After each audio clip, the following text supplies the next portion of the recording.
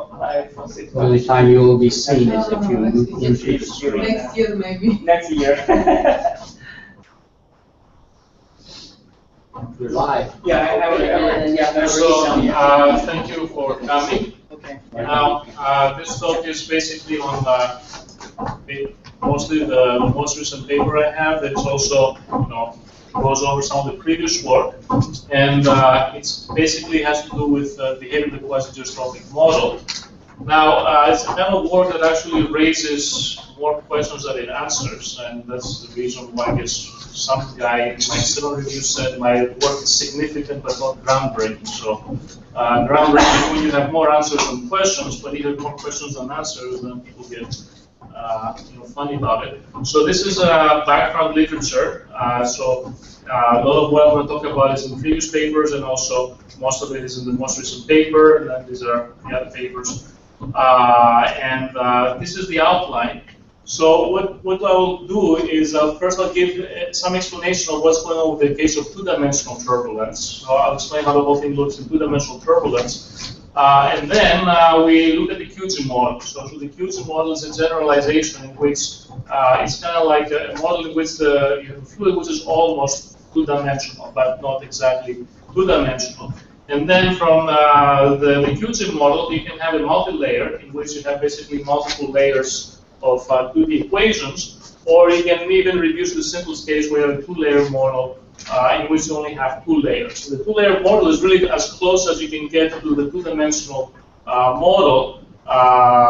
It's really this is the immediate generalization. So the nearest you get to 2D model without being exactly 2D. Now, the idea is the following. Okay, so first of all, this is what we have is 2D Navier-Stokes equations. It's written in the vorticity stream function formulation. So in this case, Z is the vorticity, psi is the stream function. So if you take a first derivative of psi, you can find the velocity field. And then if you take a Laplacian of psi, you get the vorticity. So in 2 dimensions, you have this direct relationship between the vorticity stream function. This is the nonlinear term. So nonlinear term is actually a Jacobian term involving the stream function vorticity. If you rewrite in terms of the velocity field, it's basically an advection of the velocity. It's an advection of the vorticity. So it's really velocity times the derivative of vorticity. So it just moves the vorticity around. And then you have dissipation and forcing.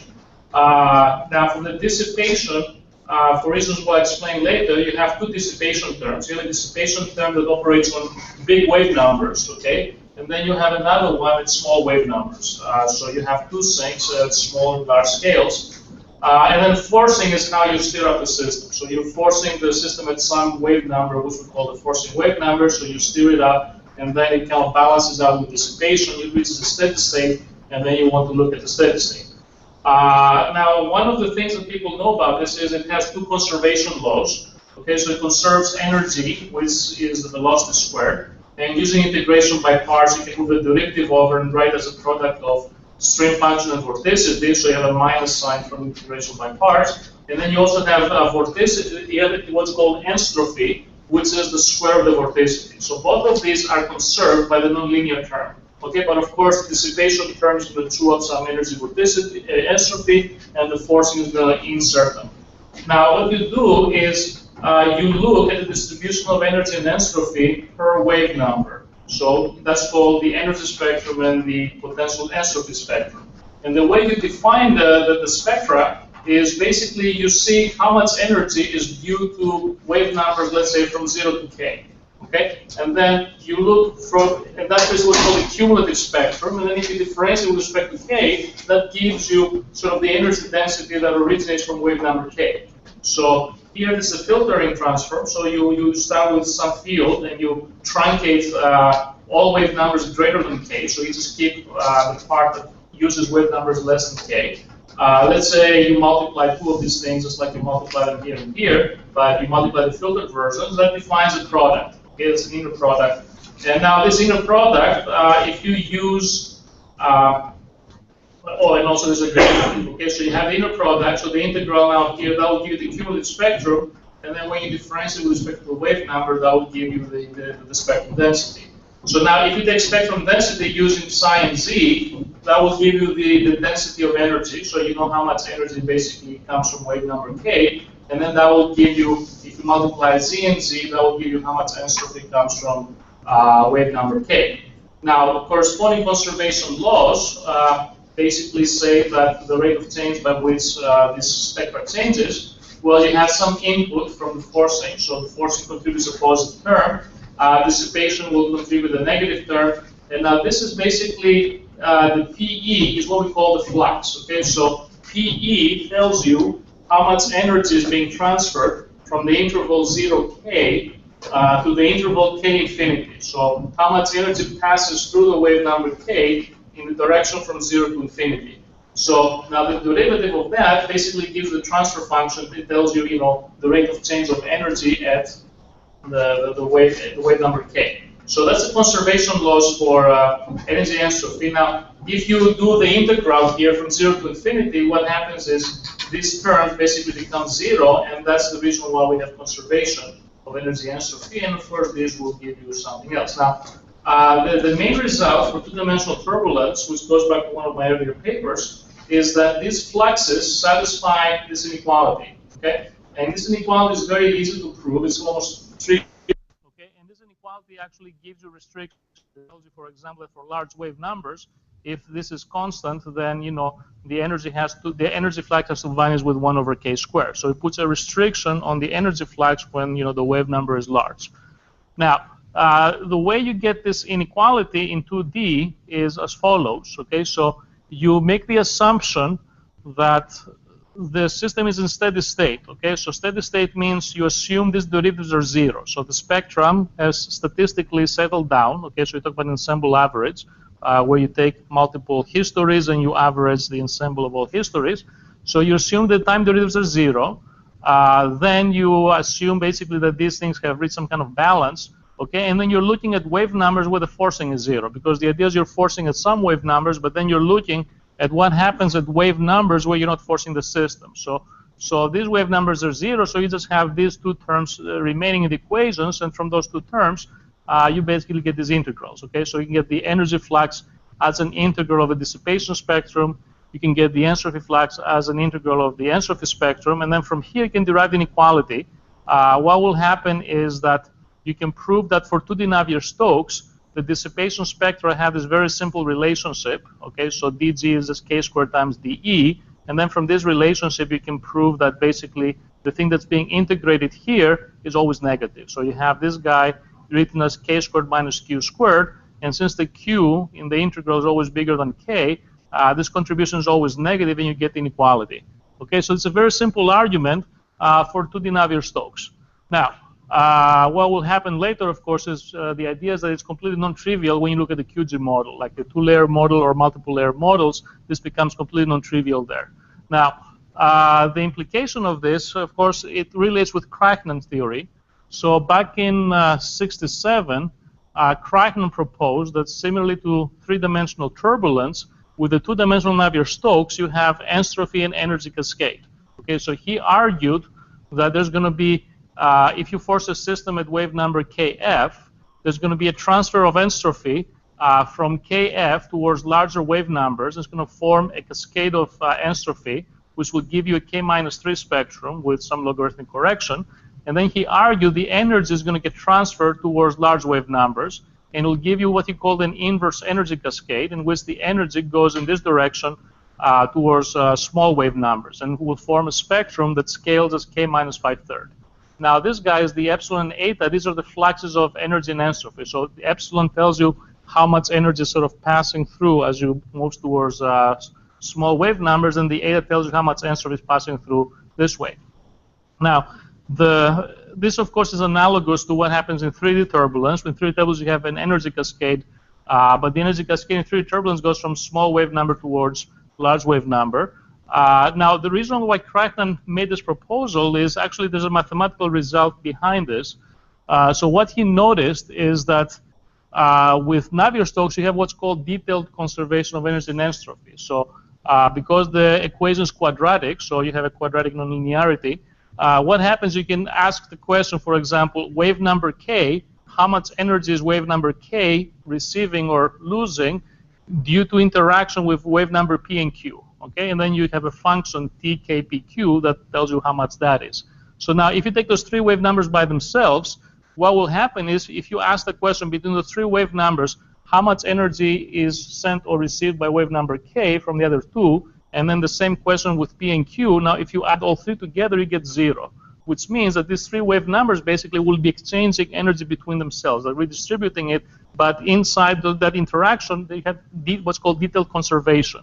Okay? And then the same thing happens with the Enstrophy. So the Enstrophy is the same algorithm, you have also detailed conservation. So then what Krachman did is he said, well, if this function that describes this detailed conservation, if you assume it scales in a certain way, then you have a set of interactions that transfer energy through wave numbers without transferring any Enstrophy. And if you assume the scale in a different way, then they will transfer Enstrophy without transferring energy. So Krachman said, well, that probably means then that maybe it's possible to have a cascade of energy and a cascade of Enstrophy. And they could go in either direction. And then the inequality that we have here can be used to argue which way it will go. So you can use the inequality to argue that the energy is going to go this way, the Enstrophy is going to go that way. Now, historically, of course, Krachman used a completely different argument to justify that, which was not 100% rigorous, whereas the inequality argument is actually a lot more rigorous. But in any case, he made the conjecture, and then it took, it turned out experimentally this is easy to observe, so within maybe 10 or whatever years, people figure out this is going on. But then this one was very difficult to observe. Actually, the first paper that gave this spectrum reliably numerical simulation was published while I was in grad school. So while we were in grad school in the beginning, we were still talking about, is this actually correct? And then the paper came out while I was still in grad school that actually that is correct. Then this is basically this question of cascade directions. So the history behind this question, which cascade goes which way, in 1953, actually, Fjordov gave an argument that could be used to justify cascade direction. It's a famous argument because it's in almost every textbook, but it's wrong. And then in 1975, there's a paper by Merrily and Warren published in Journal of Fluid Mechanics, which explained what the error is in the Fjordov argument. They argued that they gave some hand-wavy explanation that it probably is still correct, the conclusion, but the argument is okay. After 75 textbooks continue to have the Fjordov argument, then in 96, Ein gives a correct argument, but the argument assumed the existence of inertial ranges, and 1996 was at the time when we still didn't know for sure that you get both cascades. And then in 2007, I argued that you can justify the whole thing using this Flex inequality, and it's a very simple argument, but it actually solves the problem. Now, the other thing which I proposed in 2005 was this idea of superposition, and that's another it's almost obvious, but no one really thought about it, and then I tell people and they don't believe me, but the idea is very simple. So Krachman said that if you have this sort of wave number triplet interaction scale in some way, you can transfer energy without transferring Enstrophy. So you have energy flux that's non-zero, you have zero Enstrophy flux that's exactly 0. And then if you set them up to go in a different way, you will have transfer of Enstrophy without transfer of energy. So now the idea is very simple. The idea is if you take a linear superposition of those two configurations, you can transfer both energy and Enstrophy at the same time in any direction by any amount you like. Okay? So that's the linear cascade superposition hypothesis. And then you can actually bolster this. You can use the linearity of statistical theory. So if you take the velocity field and you think of it as a random field, then with a random velocity field or a random strip function, whatever you want to use, there's a corresponding characteristic functional that tells you the statistical behavior of that thing. So the statistics originates from the fact that you have random forcing. So now the theory of the characteristic functional is a linear theory. Okay, and it's a linear theory. Some operator times the characteristic functional equals something on the other side. And then the homogeneous solution of that linear theory is basically the two cascade solutions. So it's a very simple idea. It's very obvious. It's not obvious to most people because what most people do is they will take approximations of the statistical theory, which becomes nonlinear. So once you approximate the statistical theory, it becomes nonlinear. So now it's no longer obvious you have a linear superposition. So I said, well, if you don't approximate, the theory is linear, so the cascades should be able to superimpose. So that's the conjecture that I made, is that if you do have energy and entropy flowing together, let's say from the forcing wave number towards infinity, then the correct spectrum should actually be a linear combination of these two contributions. You have the k-3 contribution, you have the k-5 contribution. Okay, so now in principle, depending on the values of eta and epsilon, you should be able to see the result of the -5/3 contribution if your wave number is greater than the transition wave number. Now, there's two things to note here. Well, one is there's the fact that we don't see this in 2D turbulence. Now, we don't see this because the wave number, the transition wave number, is basically very big, and the transition happens after both of those terms basically get dissipated, because both of these are multiplied with a dissipation factor. So when you have wave numbers large enough that dissipation terms become important, then the spectrum decays exponentially. Okay, so you never see the transition, because by the time you have a transition, the spectrum decays exponentially. Now, the reason for the way you justify this is the Flex inequality. So if the Flex inequality is valid, then this term is too small to be observed. On the other hand, if you violate the Flex inequality that I talked about earlier, then there will be some wave numbers. There will be a small enough transition wave numbers where you should be able to see this. Okay, so that's basically what we talked about back in 2005. Now, after that, of course, if you go back a few decades, there is the observation of the Nastrom gauge spectrum, where you see precisely what I just described. So people observed the k-3 spectrum, and the history is that they made all these measurements. That's the energy spectrum of atmospheric turbulence. And the k-3 component is at very large scales, from, let's say, 3,000 kilometers down to 800 kilometers. Okay? And initial measurements actually only showed this part of the spectrum, the k-3. So people say, oh, that's cool, because we thought we could think of modeling the atmospheric turbulence as a two-dimensional system, and it agrees with Krachnen's theory. So that's very nice. But then there's a transition at 800 kilometers in which you have k-5/3.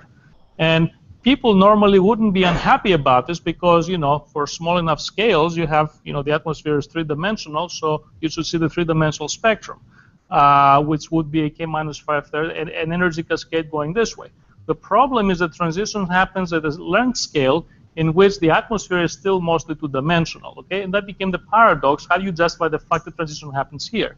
So the idea, which actually goes back to my thesis advisor, was he thought maybe there is both entropy and energy flux going down this way. So in other words, both energy and entropy come here, and they both flow together, and then you just have basically something like this. Now, what my advisor wasn't sure about is, how would they actually combine? So my idea was that they should combine linearly, and I explained why I thought they should combine linearly. And then also we came up with this Flex inequality to explain why in 2D turbulence you don't see this transition that you see here. Now, so this is, by the way, what this thing looks like in sort of the actual paper. So this is sort of the -3 part here, the -5/3 part. You have these two components are the two components of what we call the kinetic energy. This is the component of the potential energy, so they kind of sort of shift them. They actually all follow the same pattern, which is more information that is hard to justify. So you actually have, like, twice the energy goes to kinetic, and then the other third part goes to potential. And this is a simulation that was done by the previous student of my advisor, in which he used a two-layer model. So that was not 2D turbulence model. That was a two layers that were very similar to 2D model, which I'll explain later, that interact with each other, and he was able to obtain that you have the -3 spectrum here, the -5/3.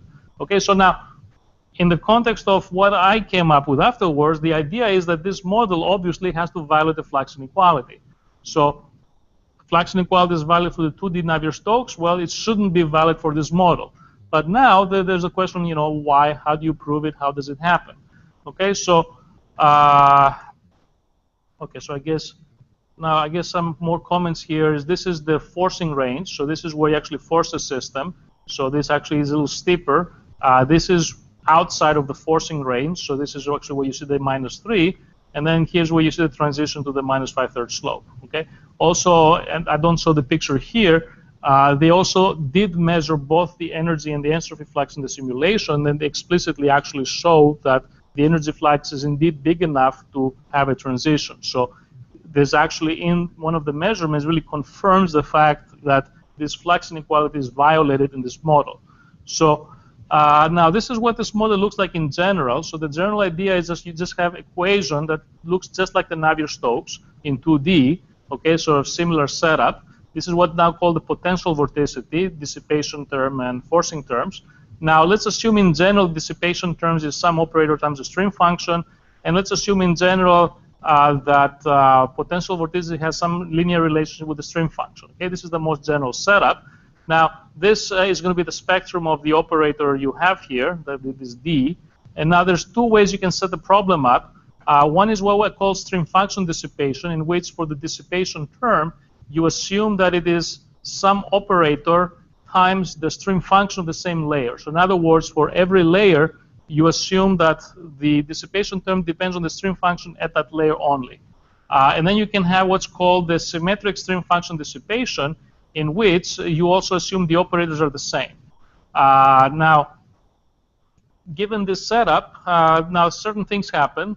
One thing that happens, and it's easy to do these results in general before you get into specifics, you see that the energy and entropy actually now have an indirect relationship. So in the 2D model, 2D Navier-Stokes, this is equal to k squared multiplied with this. So there's a very simple relationship between the G and the E.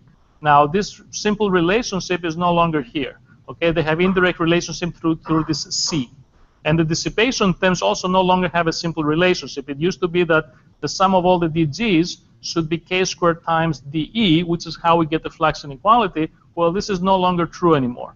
Okay, so now if you want to be more specific, the precise relationship between the vorticities and the stream functions looks like this. So you have the Laplacian thing here, which is kind of like a diagonal thing, and then you have also some interaction terms that kind of make the layers sort of talk to each other, and so you have a layer-to-layer interaction. Okay, and then this is basically the coefficients in front of these interactions depend on the densities that you associate with the layers, also with the thickness of the layers. So you have the thickness of the layers and the densities. Now we assume the thicknesses are the same. Then you have some restrictions, and then under that assumption you can write the matrix L, which relates the entropies with the energies. So you have this expression for that matrix. We introduce this guy, which gives you this k squared minus q squared. So this little guy, actually, you travel back in time. Last time we saw this was back here. So this k squared minus q squared was the thing that actually made the flux inequality work in 2D turbulence. So now going forward in time back to where we are now, the same little guy shows up here from this guy. And this guy shows up when you play with the flux inequality, which you do here. Okay, so you look again at the flux inequality, like the k squared PE minus PG. Okay, so you have a delta. Okay, and the idea is the flux inequality is satisfied if the delta is negative.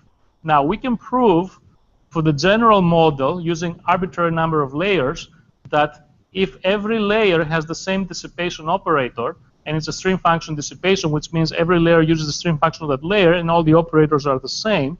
Okay, that under those assumptions, you can prove this delta is smaller than this.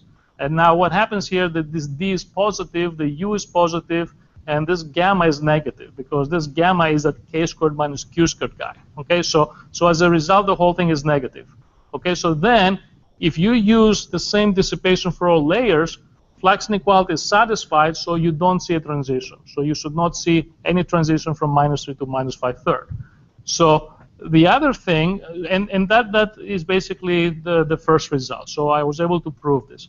Now, I was also noticed that you can prove the same thing if you operate on Q. So if you have a dissipation in which you have the same operator, but you operate on Q instead of psi, for the case of a two-layer model, it turns out the same result continues to hold. Now, that part I haven't really submitted for publication yet, and the reason is because once you go to 3 or 4 layers, the proof doesn't work anymore. So I think for 3 or 4 or 5 layers, that might actually violate the inequality. So that's an open question. Then if you want to say what happens if the dissipation operators are different, then the problem becomes much more difficult, So then, in that case, I go back to the two-layer model. Okay, so just for two-layer models, you have two layers. Let's assume you don't dissipate them the same way.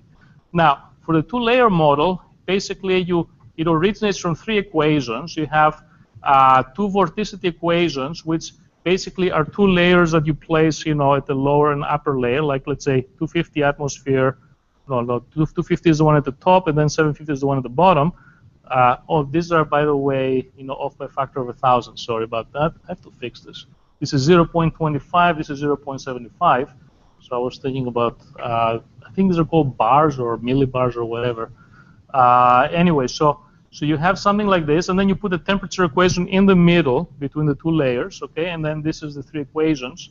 Then you have some restrictions they have to satisfy, so you can kill the temperature equation, and then that's how you get the vorticity equations. So these are the equations that resemble the original 2D Navier-Stokes, except now the Q1, Q2, the vorticities have this relationship with the stream functions, okay? So, and then if you didn't have this stuff here, so if you didn't have these coupling terms, those would just be two independent Navier-Stokes equations. So, Q with the Laplacian by itself is just what you have with the Navier-Stokes equation. So, but you also have this connection that allows them to interact. And then you have, of course, the Rossby wave number that tells you how much they're coupled together. Now, the key is, of course, you have the dissipation terms, the forcing terms. For the forcing terms, you assume anti-symmetric forcing, and that goes back to my 2012 Journal of Fluid Mechanics paper, which was that, I'm trying to remember what was the idea with that, that there was a reason why you want to force it this way. And now it doesn't click. What was the reason? I have to go back and read my own paper. That was 2 years ago. There's the difference in signs. Well, the difference in sign is no, they're not rotating. These are basically two layers. And it could be. Well, it originates from here. And I think the way it works is this corresponds to fluid motion in the vertical direction. So something moves from here to here, so whatever that is, it gives a positive contribution here, negative one there. And I think this sign difference basically finds its way and becomes a sign difference here. Now, I think with this one, there was the reason for antisymmetric forcing was that, I'm remembering. Okay, in that case, what happens is you inject both energy and entropy in a way in which, okay, here's this. What happens is the transition in the spectrum is observed near the Rossby wave number. So basically what you expect is if you put energy entropy in the system and then most of that energy entropy goes downscale, okay, then since the transition happens in the Rossby wave number, you would expect that the injection rate, the ratio of energy entropy injected, that ratio should also agree with the Rossby wave number. So it turns out if you want to have this type of agreement, you have to force the system antisymmetrically. If you don't force it antisymmetrically, then you have different ratios, and then that wouldn't be consistent. Okay, so that was the result for 2012.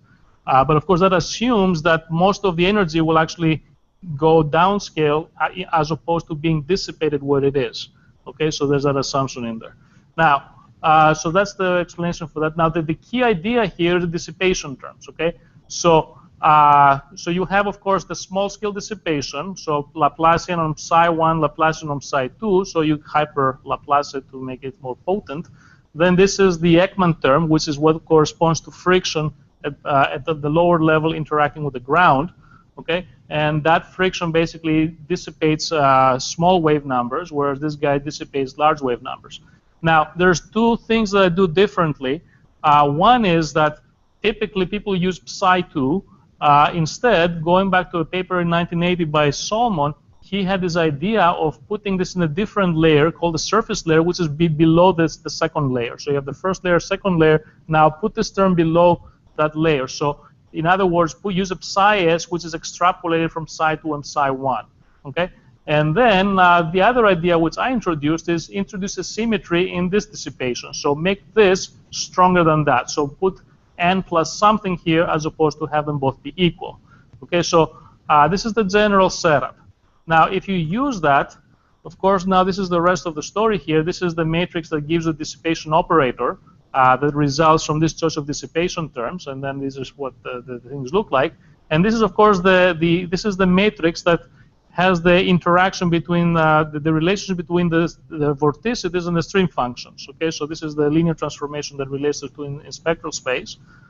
So if we put everything together, you get this result. So the result is that under this assumption, if you satisfy this complicated inequality, then the delta is negative. So this is basically a condition if you don't want to see the transition. So this is what has to go wrong. Okay, so if this happens, and we don't want it to happen, but if it happens, then the delta is negative, and then you have the Flex inequality, then you don't have a transition. Now, what I do is I specialize to a number of special cases. So one is the case if you use standard Ekman, where you put the surface layer at the lower layer, so that's the standard case, and then you have the extrapolated case where you take the surface layer all the way to the bottom. Okay, so that corresponds to mu being 0 and minus 1/3. You can also interpolate, of course, values in between. And you also have delta n equal to 0, which means for the small-scale dissipation, you use the same operator, like you use the same viscosity, or you use different viscosities. So you have 4 combinations of ways of dissipating the system. So now from this statement, you can break it down to the 4 cases to see what happens for each case. And the standard case is the case where you don't do anything strange. So you dissipate at the lower layer, and you don't have any difference in viscosities. That's what everybody does. So then what happens is this delta really wants to be 0. Okay, because what happens is you have this condition here where this vanishes as you increase Q, and this increases. So it's very easy to satisfy that. It's very difficult to violate this and prevent this from happening. Okay. Now, there's, of course, the extra wrinkle here that if you violate this, there's no guarantee the delta is positive. But at this point, you're in sort of damage control. This is so easy to satisfy that you'll be happy enough you can just violate this and break it. Okay? So this is easy to satisfy. Now, in spite of this is actually what was used in the simulation that my advisor did with his previous student. So he used those type of dissipation terms. So it was very difficult for him to make it work, but it was still possible to make it work. And part of the trick was to use a very large P, which what it does is initially Q of P, this thing doesn't really increase very fast initially, kind of gets smashed, and then suddenly, boom, increases at the very end. Okay, so by doing this, he was able to make it work. Now, if you change the dissipation configuration and you make it a little bit different, so let's say you have both extrapolated Ekman terms, so instead of using the second layer, you move it down all the way down to the surface layer at the bottom. Okay, and then if you also introduce some differential diffusion, now this inequality takes a different form, okay, as a necessary condition. And now what's nice about this is this inequality turns out you can violate the whole thing if you violate this. So if you make the NE, the strength of the Ekman term, if you make it big enough, at least 4 times this, where Q, yes, you take the maximum value for Q, depending on your resolution. Okay, so if you violate this, then you violate the whole condition. And the other thing, of course, is when Q goes to infinity, this doesn't vanish all the way to 0. It vanishes all the way to delta n over 4n. So now you can control the delta n. As you increase it, you can prevent this from completely vanishing. So you can slow it down and set things up so that within the range of wave numbers you're interested in, you can force this thing to be greater than that. So if you do that, then what happens is when you set the Flex inequality, you have a competition between the various terms. And then as a result of the competition, there's the possibility that the delta could become positive. Okay, so whereas here, there's much, much less competition. So you make it easier to violate the Flex inequality than it was here. Now, if you remove one of those 2 features, then things change. So for example, in this case, you keep the delta n positive, so you now have the differential diffusion, but you do not use the extrapolated Ekman term, so you put the surface layer at 2. Now you have this inequality, so now you no longer have the hyperbolic blow-up. So the thing where the denominator can go to 0 and doesn't happen anymore. If you compare the differences, here you have this little guy. We can actually make the denominator go to 0, and it can make this thing very huge. Okay, so now this minus NE disappears, but the other stuff is the same. Okay, so you still have the other stuff. So at least when Q goes to infinity, this still is bounded by delta n over 4n. So you can still control the size of this and prevent it from becoming smaller than that, and make it easier again to violate the Flex inequality. And now the other combination, of course, is the case where you do have extrapolated Ekman term, but you set delta n equal to 0. Now you get something else, and that something else, this guy resembles the first case, so you can compare what you have here with what we used to have here. So it's very similar. The difference is this thing grows with q squared, okay? And this thing doesn't actually grow with q squared because the q squares sort of, you know, here cancel each other out. So it's not really that great, but it's a little bit better than what it was before, okay? So it's still tighter, but it's not as good as this. This is much better than that. And that's basically what happens. So of course the open question, I guess before we go here, the open question, which I guess we have to look numerically, is actually try to see what happens with all these dissipation configurations and see, well, what happens. You know, do you actually violate the Flex inequality or not? So it probably makes it much easier to violate it. So therefore, you know, it'll be easier to get this type of transition in the energy spectrum. There's other questions. There's also the question that when you make all those changes to dissipation terms, are the dissipation terms still dissipative? Okay, so that's not 100% obvious either. Requires some investigation. One way of making more progress is you can look at the whole thing from the point of view of spectrums. Okay, so you have these spectrums, the U1, U2, and C, and these have relationships with the energy and entropy spectrum. So you can actually write relationships between these guys and the energy and entropy spectra. Then you can make all kinds of assumptions. You can assume, for example, the ratio of kinetic potential energy should satisfy blah, blah, blah restriction, and so on and so forth. Once you introduce this type of restrictions, then you can actually have a precise calculation of delta. So you can actually have an equation that says delta equals something multiplied with the energy spectrum. So you could derive formulas of that form if you have some restrictions that tell you what the ratio is, let's say, of kinetic potential energy, or what is the ratio, let's say, of Enstrophy spectrum between the two layers. So once you have some of those things pinned down, you can actually explicitly say delta equals something times, let's say, the energy spectrum. Then you can get much stronger results. Now, if you don't do that, you can still get some results. So one of the results is, for example, that if the C is less than U2, and of course this is for different configurations. This is the less restricted configurations, then you get delta negative, and then there's all these other results that, you know, and these are all basically rigorous results. But the real question is to now move beyond those results and actually, because in these results I put no restrictions. I say energy and entropy spectrum do whatever they want, then what can we prove out of that? So we can prove these results. But what I really want to do now, which is sort of the next step that I haven't done yet, is introduce some assumptions that say, well, the ratio of kinetic potential entropy, kinetic potential energy is going to be, let's say, less than this number. And then the ratio of entrophies between the two layers is going to be maybe less or greater than that number. So if you put this type of restrictions, then it becomes easier to make predictions about what delta is doing. And then you can do some theoretical study based on that. And you can also look at the question also if those configurations are really dissipative or not. And that's pretty much the story. These are the conclusions. And there's all kinds of open questions because obviously so far I'm just looking at operator times stream function. So I haven't even thought about what happens, you know, really if you have operator time potential vorticity. So if you read what other people do in their papers, they just run the simulations and they do whatever they like. They just put some operator times whatever they want. So some people will put stream function, some people put potential vorticity, whatever, but they don't really think about the fact that this detail actually makes a huge difference on the dynamic of the model. They just figure it's a dissipation term, it doesn't matter, but it turns out they matter. So, and that's really what the story is. And I don't know how much time I have left, so I can take questions.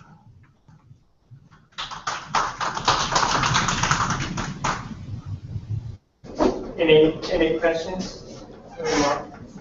This is all happening in the atmosphere, is that what you're saying? Well, the models, the QT models are originated from modeling of the atmosphere, but you make a lot of simplifying assumptions. You assume faster. So I guess from the point of view, I mean, as far as I'm concerned, the Earth doesn't really rotate, right? If I was 1,000 kilometers big and standing on Earth, I would probably feel that thing spinning under, my feet, right? So if you're at a very large length scale, like let's say you look at what happens for one of your 100 kilometers, 1,000 kilometers, the atmosphere can feel the rotation of the Earth and it's forcing it, okay? So there's this assumption of fast rotation and then high gravity and thinness. Okay, so you assume that it's thin. So you put certain limiting restrictions, and then the model reduces to what's called the QG model. And the QG model is actually valid all the way down to 100 kilometers. Once you go below 100 kilometers, it's really no longer valid. But the transition happens before you get there. The transition happens at 800 to 1,000 kilometers. So the transition happens while the QG model is still valid, and then after that, it becomes the model. So below 100 kilometers, you can just pretend you just have basically free turbulence for all you care. So what is it that defines a layer? I mean, it seems like this is sort of... Yeah, well, the idea is you discretize the vertical direction, and then you can discretize as much as you like, 1,000 layers, 100 layers, but then the simplest case is two layers. Now, physically, you do have a certain layering effect. Physically, you do have sort of like something happens, like, you have this division, it's something called troposphere, stratosphere, and so on and so forth. So there's some kind of layering really happening, and you can think of these models modeling that layering, kind of like if you have two fluids, one on top of the other. You could also use a model like that to model something like this. But so you can think of it, there's actually two ways to interpret it, and it's all explained in the Solomon book. So one way is you can explain in terms of there's an actual physical layering in your actual system, or you can think of it as a discretization of a continuous system in the vertical direction. That it's continuous in the vertical direction, you discretize and you slice in layers. Now the key idea is that as soon as you have at least two layers, you can have different operators in the dissipation between the two layers, and that difference is what can break the Flex inequality. So all you need is two layers to break the Flex inequality. I'm guessing that if you have multiple layers, it makes it even easier to break it. So if you were to do 10 layers, 20 layers, it should be very easy to break the Flex inequality. I want to get a transition. So I want to get that transition. I want to see what does it take to make this transition happen. So we can prove that in 2D Navier-Stokes, you won't see it. So the two spectra are there. You still have the two cascades. They're still superimposed. They both contribute, but the second contribution is hidden. So, but then once you have at least two layers, it looks like it may be possible to actually then have the second contribution, have it be exposed inside the inertial range. No, what we're looking at is the distribution of energy per wave number. So you take the motion of the thing, you take, let's say, the stream function. This describes how it's moving. Okay, now you take it to Fourier space.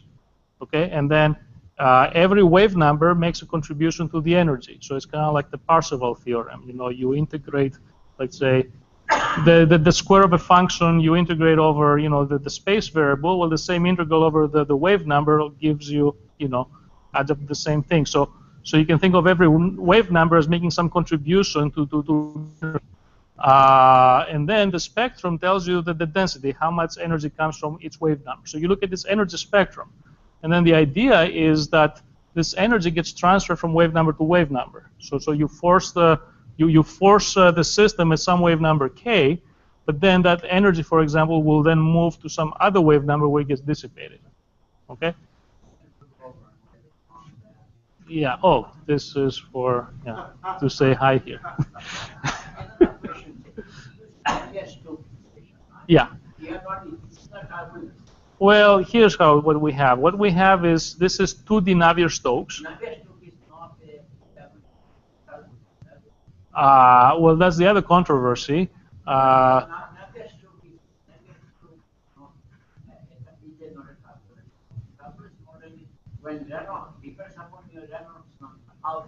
Yes, and the way it works is this: now this is, of course, the picture for 2D turbulence. But what the idea is what the Reynolds number does, and in this case you actually have two of them. You have two Reynolds numbers. the Reynolds number controls the separation between the forcing wave number and, let's say, this guy. So, yeah. Right, because what will happen is to have turbulence. Yes. Yes, but what you're talking now, there's two things to keep in mind. You're talking about the 3D Navier-Stokes. Okay? So with 3D Navier-Stokes, you have forcing at small wave number, you have dissipation at large wave number. Now, for those wave numbers to be separated, the Reynolds number has to be big. And then as you increase the Reynolds number, the separation increases by power law. Yeah, so you have the same thing here, but now the epsilon and eta define two different Reynolds numbers. So how big the isomer? It depends also on the other because parameters. there are many cases, stability goes away. If Reynolds number, suppose maybe tell us I do not number, actual number. Right. I'm telling you. And Well, the answer for 2D problem is not obvious because sometimes you can increase the Reynolds number and not get turbulence. So you can increase the Reynolds number in 2D and not get the cascade. okay, so as long as it's not turbulence, you can use the, as long as the Navier-Stokes equation, it's satisfied Reynolds number. Now, for the 2D, see, for the 3D, it's very simple. For the 3D, if you increase the Reynolds number below a critical value, you always get cascades. Now, with 2D, it's actually controlled by two numbers. It's controlled by a number that controls separation between these wave numbers, and you have a second Reynolds number that controls the separation between these wave numbers. And they have to both agree with each other to make a whole work. But when you say Navier-Stokes, Navier-Stokes, not Navier equation. Right. So this is Navier-Stokes in 2 dimensions. Two dimensions. Rewritten in terms of vorticity and stream function. So you take the vorticity equation from Navier-Stokes, but then you reduce it to 2 dimensions. And then that gives you this equation. That reduction is just a projection? The what? It's just a projection? It's just a projection, really. Just kill a whole bunch of terms. So how valid is that as like a cross-section of the atmosphere? Well, obviously that's the valid model, or is well, that's the question people are asking. So originally they figured, okay, so this 2D model should give this behavior, should give you this K minus, should give you this K minus 3. Oh, I see. So you're actually finding a way we could actually test it. Yeah. So and then this K minus 3 shows you in this picture. So what? But then the 2D model becomes invalid because in the real thing you also have this transition to K minus 5/3, and we argue the 2D model shouldn't do this. Now the argument that my advisor puts forward is that all it takes is 2 layers to break that constraint and make it possible to have this transition. And the key idea is that you have at least 2 layers, you can dissipate them differently. So we can use the 2D model as a model if we do it in more than one way. It has to have at least 2 layers. And that's basically the idea. Now, there's a lot of people who don't care. They say, who cares? We have real models that, are realistic. So this is our reduced model, right? Yeah, so who cares about the reduced model? But the idea, though, is with the reduced model, you can have a detailed theory developed. Whereas, you cannot hardly do any of this with, more complicated models. So because turbulence is difficult because of the Reynolds number and U and V velocity, depends on the velocity of the, right? Because U and V is coming in any equation. So the Reynolds number, at least with the 3D model, you control with the forcing. So you just crank up the forcing term. Let's say you decrease the viscosity. You keep the forcing constant, like with the strength of force, you turn off the viscosity, and then you increase Reynolds number, or you keep the viscosity constant and you increase the energy injection of the forcing. But the forcing is supposed to be random. So in all these problems, the forcing is random, so it's really a statistical theory. So you're looking at actually ensemble averages of all of these quantities. Okay? Okay, thank you. All right. So other questions? Do we want to play with the... Okay. So. Yeah.